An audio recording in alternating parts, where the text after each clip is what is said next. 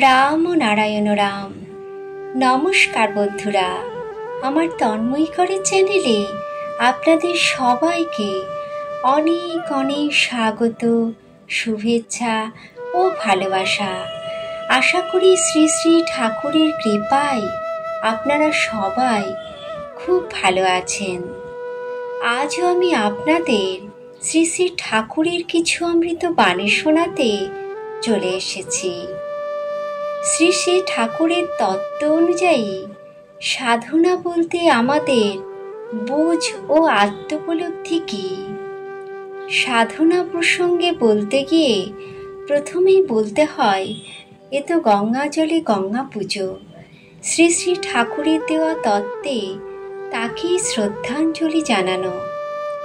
সাধারণ অর্থে একাগ্রচিত্তে কোনো বিষয়ে অনুশীলনের মাধ্যমে নির্দিষ্ট লক্ষ্যে সফলতার দিকে এগিয়ে যাওয়াই সাধনা।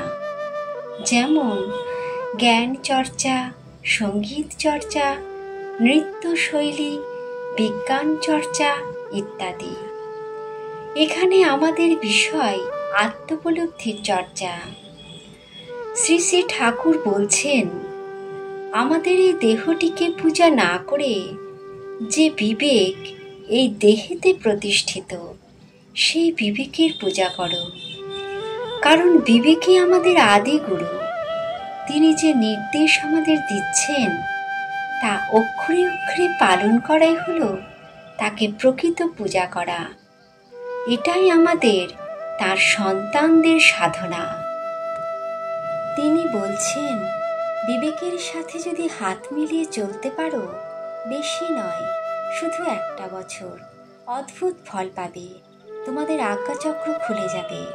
আবার তিনি বলছেন, যার যার চৈতন্যকে সচেতন করাই হলো বেদের সাধনা।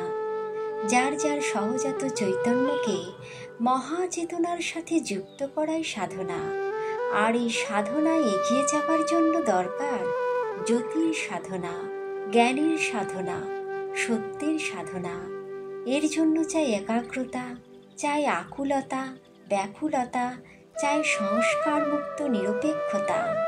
আর এর জন্য চাই যোগ, ধ্যান, নাম, জপ, স্মরণ, মনন, সর্বোপরি তত্ত্ব আলোচনা।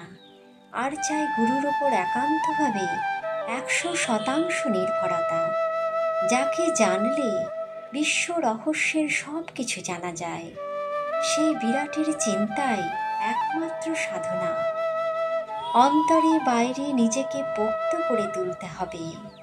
এর জন্য খুব করে জ্ঞানের ও সত্যের রেওয়াজ করতে হবে। অহর্নিশ নাম, জপ, স্মরণ, মনন ও তত্ত্বে নিজেকে ডুবিয়ে রাখতে হবে এবং সব কিছু জানতে হবে, সব কিছু বুঝতে হবে ও তত্ত্বে উদ্ভাসিত হতে হবে।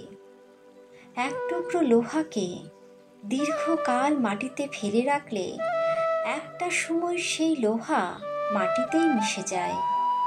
ঠিক সেই রকম গুরুর চিন্তায় সর্বদা বিভোর হয়ে থাকলে একটা সময় আসবে যখন গুরুর তাকেই নিজের কাছে টেনে নেবেন, মিশিয়ে নেবেন নিজের সাথে। রাম নারায়ণ রাম। নমস্কার।